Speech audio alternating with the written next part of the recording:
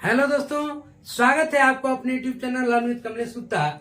आइए आज मैं आपके बीच अवसादी चट्टान को लेकर के आया हूँ कि अवसादी चट्टान का निर्माण कैसे होता है, इनकी क्या क्या विशेषताएं हैं, इसमें क्या क्या पाया जाता है, ये सारा चीज मैं इसमें डिस्कस करने वाला हूँ।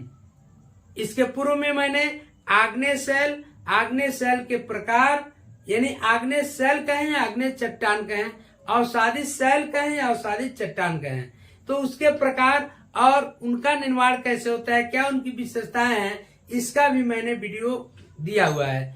तो यदि आप उस वीडियो को नहीं देखे होंगे तो चैनल पे जा करके और वहां पे आप उस वीडियो को देख सकते हैं। साथ ही साथ विश्व भूगोल का प्लेलिस्ट पड़ा हुआ है, उसमें विश्व भूगोल से संबंधित कई चीजें पड़ी हुई हैं, उसको भी आप देख सकते हैं।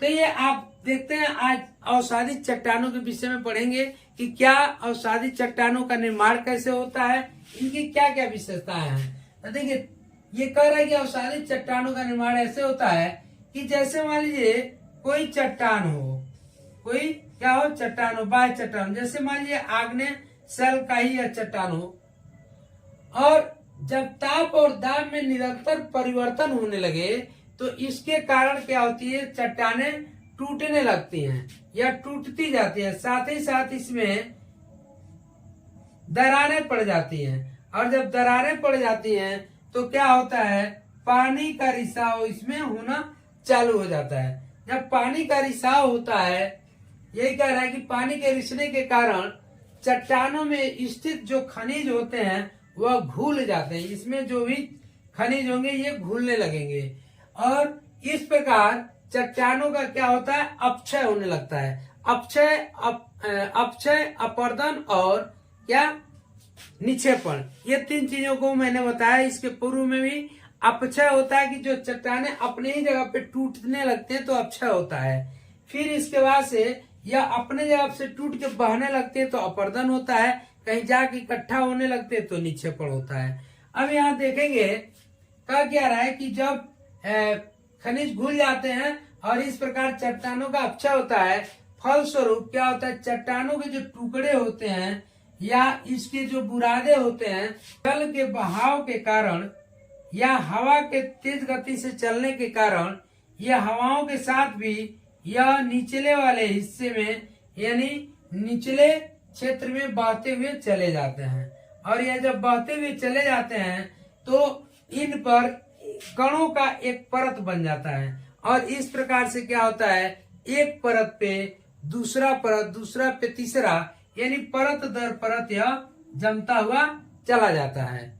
फिर क्या होता है कि इस संचयन की प्रक्रिया के कारण निचली परत पर बहुत ज्यादा दबाव का निर्माण होता है, और दबाव का निर्माण होने के कारण परतें एक दूसरे से जुड़कर, ये परतें एक दूसरे से जुड़ करके क्या बनाती हैं, ठोस रूप में जम जाती हैं, यानी ठोस बन जाती हैं। और ठोस बनती हैं तो ये जो चट्टान बनती है यही अवसादी चट्टान होती है, यानी इसी प्रकार से अवसादी चट्टानों का निर्माण होता है। अब देखेंगे अवसादी चट्टानों का विशेषता क्या है।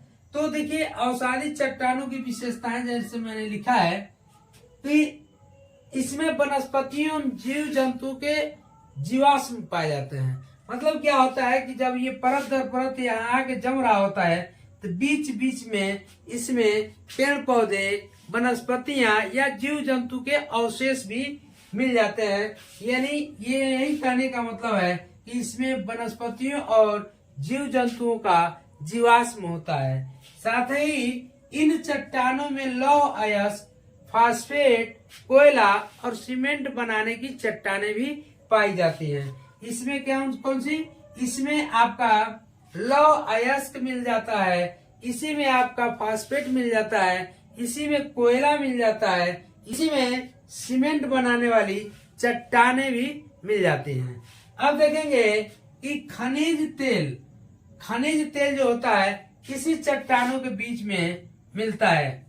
इन्हीं चट्टानों के बीच में खनिज तेल भी पाए जाते हैं। साथ ही साथ एक चीज और इम्पोर्टेंट इसमें पूछा जाता है, कई बार परीक्षाओं में पूछा जाता है कि दिल्ली का लाल किला और आगरा का किला दोनों किस शैल का या किस चट्टान का बना हुआ है।